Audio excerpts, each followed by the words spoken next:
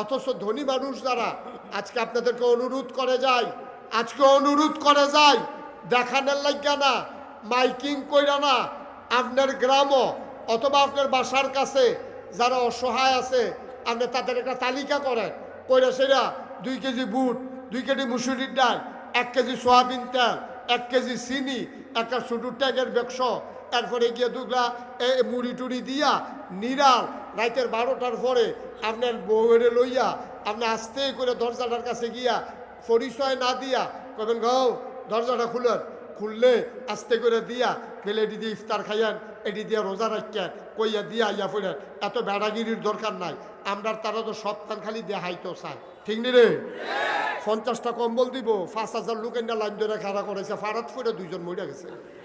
তো তোর কম্বল গায়ে দেয় কাটা শুনবো, তুই যে হাতারে বাইরে এলিস ফাড়াইয়া। আমরা তারা যেটা করে খালি